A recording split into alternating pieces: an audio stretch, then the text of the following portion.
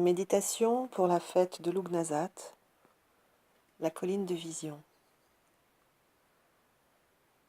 Je vous invite, avant de rentrer dans cette méditation, à vous installer devant votre autel. Au centre, vous pouvez placer un calice, une tasse ou un bol pour symboliser la matrice fertile de la déesse Terre. On peut aussi la représenter par un panier, particulièrement en forme de corne d'abondance, remplie de fruits ou de légumes. Si vous les avez fait pousser ou cueillis vous-même, le sens serait encore plus fort. Je vous invite à fermer vos yeux et prendre des inspirations profondes.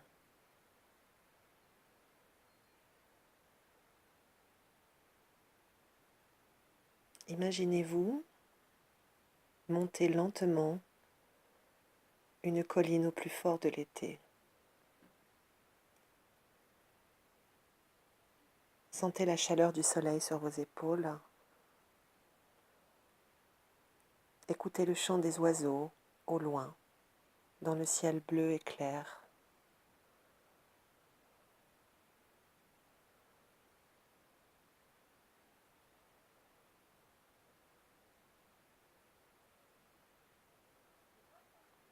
Vous gravissez tranquillement cette colline et vous regardez des abeilles grasses avec du pollen jaune sur leurs pattes qui bourdonnent autour de vous parmi les bruyères mauves et blanches.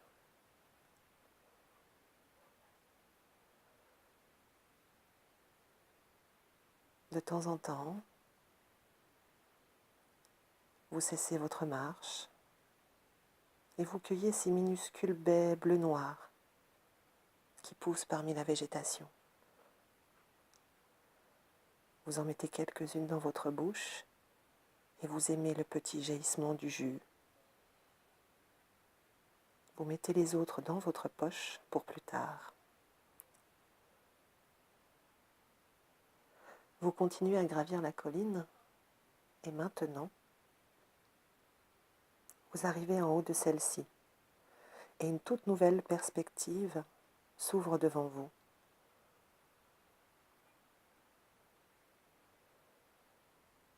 Dans la chaleur de ce mois d'août, en haut de cette colline, vous pouvez voir de minuscules champs, villages, tout en bas, et au-delà des bois, des collines, et plus au loin encore, dans une légère brume bleue, des montagnes et la mer au loin.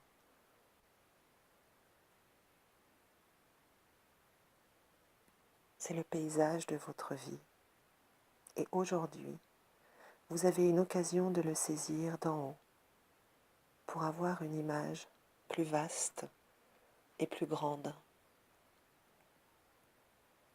de faire une pause et de voir comment votre âme s'y prend pour faire sa moisson cette année.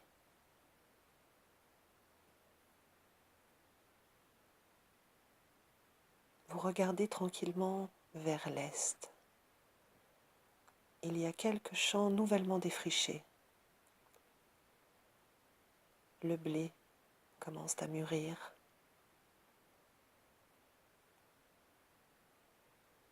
Faites en sorte que de nouveaux espoirs,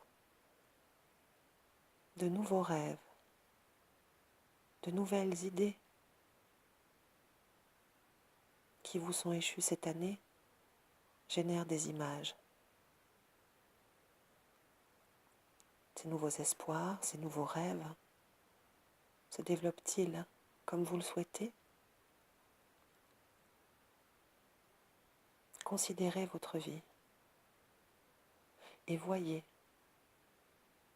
ce que vous avez ciblé, ce que vous avez espéré. Regardez si vous visez encore ce projet, cette cible.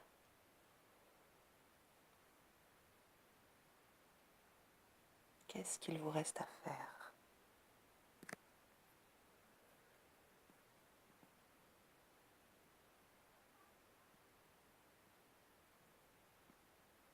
Maintenant, tournez-vous tranquillement vers le sud.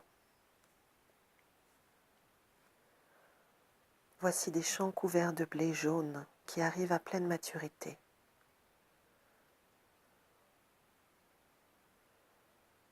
Qu'est-ce qui porte ces fruits dans votre vie maintenant? Qu'est-ce qui arrive à maturité et que vous avez travaillé toute cette année?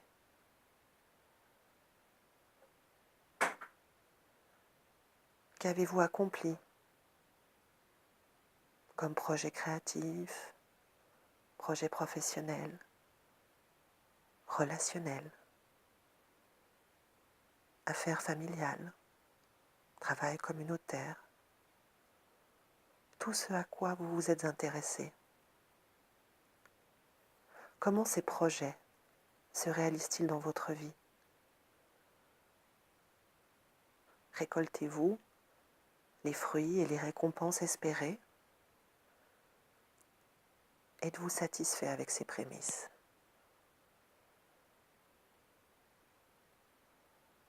Qu'avez-vous préféré dans votre récolte de cette année?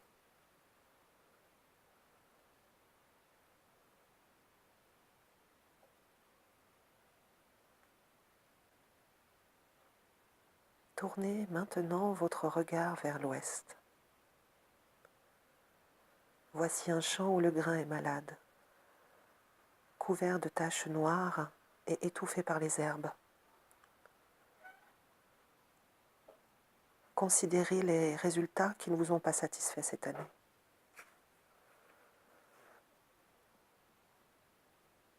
Demandez-vous de quelle façon vous avez pu, consciemment ou non, contribuer au choix que vous avez fait. Que pouvez-vous changer pour ne pas recommencer les mêmes fautes aux semailles prochaines?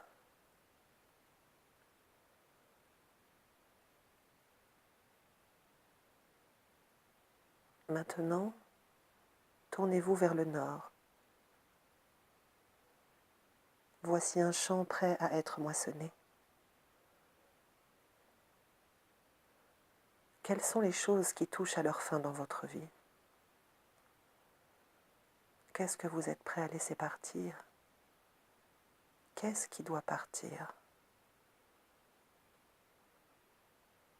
Vous le savez instinctivement, même si vous ne le souhaitez pas. Ce peut être une situation ou une relation qui a fait son temps, qui doit être sacrifiée pour ouvrir la voie à une vie nouvelle. Vous pouvez être attristé de savoir que cet adorable champ doré sera bientôt moissonné. Mais vous savez que le sacrifice du grain est fait pour que la vie nouvelle puisse apparaître. Une nourriture nouvelle qui vous soutiendra pendant les mois d'hiver.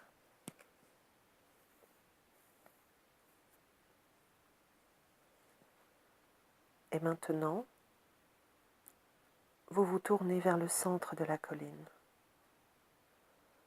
Et debout, devant vous, de chaque côté d'une grosse dalle de pierre, se trouve le Seigneur et la Dame des moissons. Le Seigneur des moissons est petit, sombre, musclé, avec des cheveux noirs et frisés. Il porte une tunique claire d'étoffe grossière et ses bras sont nus.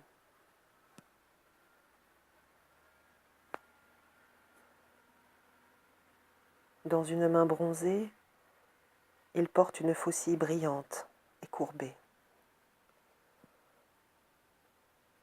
Dans l'autre, il y a un épi de blé fraîchement coupé.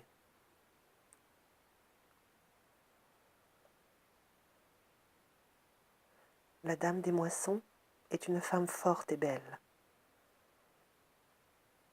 avec de longs cheveux descendant sur ses fortes épaules. Elle est vêtue d'une robe de lin blanc, piquée de bleuets et de coquelicots. et elle porte un panier tressé, plat, de ses deux mains. Elle s'avance, élève le panier vers vous et vous offre en silence le cadeau qui s'y trouve.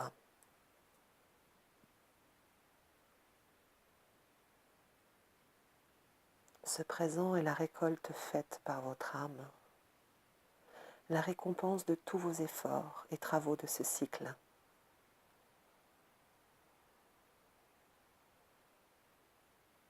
Prenez-le et regardez-le de plus près. Si c'est un don que vous ne comprenez pas, vous pouvez leur demander d'en éclaircir le sens.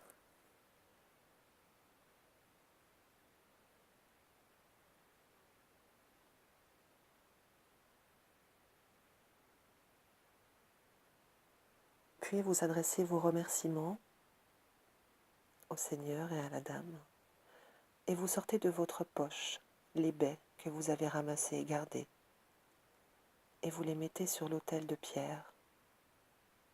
C'est votre offrande.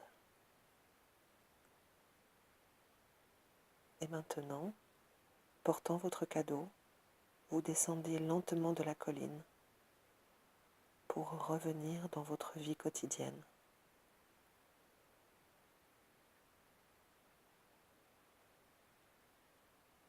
Vous redescendez tranquillement avec votre cadeau